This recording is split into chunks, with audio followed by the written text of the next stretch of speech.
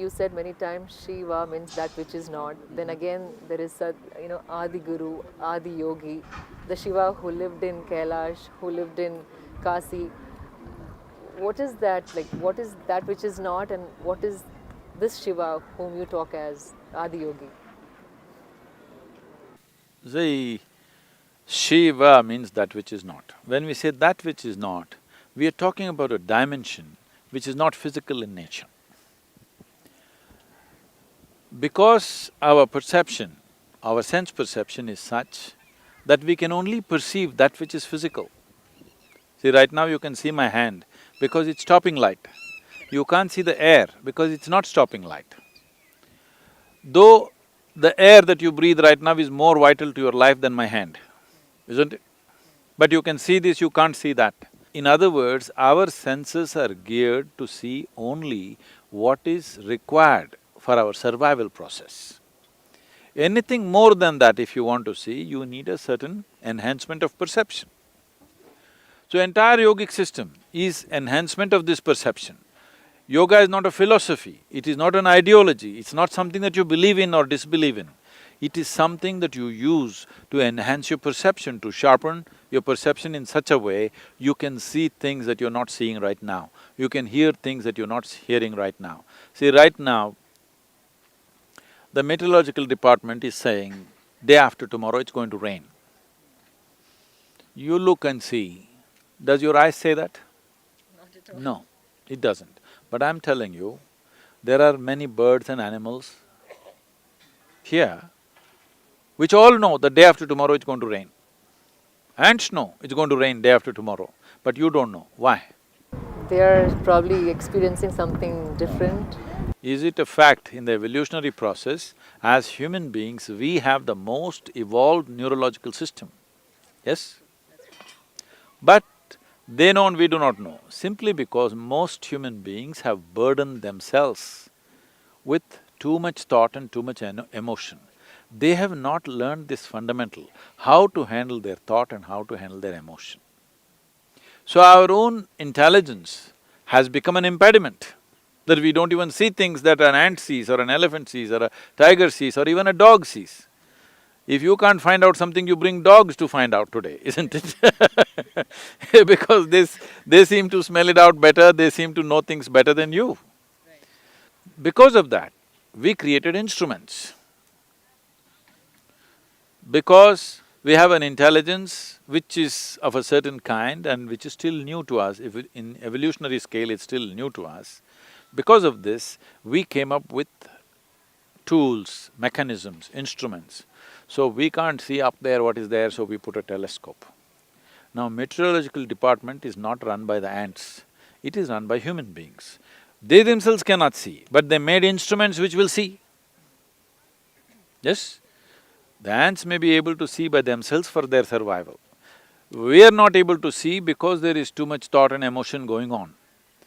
But now we came up with instruments which will see for us, which will hear for us, which will tell us things which we ourselves are not able to do. So in this entire process, what is visible and what is not visible? What has a physical structure and what does not have a physical structure? We started exploring all these things. But the fundamental of our science or the pursuit of our science is called as physics. Physics is the only real science, rest is all offshoots of that. So when you say physics, you have clearly stated, you only want to study that which is physical. This is a folly. This is the biggest mistake we've made. Now we are saying, only if it's physical, it can be studied and it exists. Anything that is not physical does not exist. Is it a fact that your physical body is an accumulation? Yes. Over a period of time you accumulated. So, if only this is real, you as a person, you as a life is not real. This is what we are stating. I'm saying this is where the fundamental flaw is. So Shiva means that which is not. So we are talking about, in some way, accessing that which is not physical or which is not in the purview of so-called physics or the modern science as we're talking about it. Today, modern science knows that there seems to be something beyond. So now they're saying your logic won't get you there, so they're inventing something called as fuzzy logic. But still it's not enough because still you're trapped in your own setups, because it's physics. You are only willing to accept the physical as reality. That means your very life is not a reality. The life that you are is not a reality, only your body is reality. So we have developed an entire culture based on this. When you say Shiva, in a way, you're transcending that limitation of cultural limitations, scientific limitations, the mindset limitations that people have. Then where did he come from? If you grasped certain things and you got a certificate, you have grasped certain aspects of human body, we will tell you, oh, she's doctor. So how did you become a doctor? Because you perceived something. So now, a yogi came, he never bothered to introduce himself. So we call him the first yogi. Adiyogi means the first yogi, because he never told us his name. Then somebody said, but he is Shiva, because he's grasped that which is not. Because he has grasped that which is not, we also call him Shiva. So, right now, in the popular culture, he is Shiva, but in the spiritual culture, he is Adiyogi.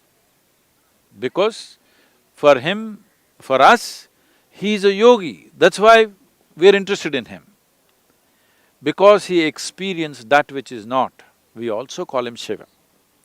Now, if you look here, the male members of the people who are sitting here, more than 70% of them, their names are some expression of Shiva.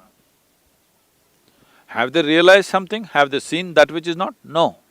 But they are capable. So we know they are potential Shiva. So we call them also Shiva. We may even name our dog Shiva, okay? We don't think it's an offense. Because a dog does not know that which is not. A dog is not a yogi. The dog is not going to realize either in his life, but we know he also comes from the same source. As I came, as you came, he also comes from the same source.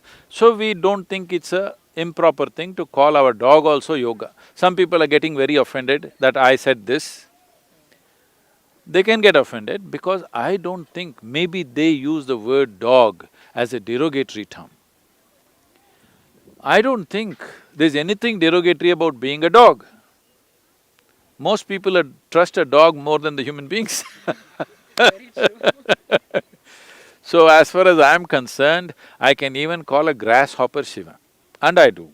If I see a tree, I say Shiva. If I see a rock, I say Shiva. If I just look into the empty sky, I say Shiva. If I see moon, I say Shiva. If I see star, I say Shiva.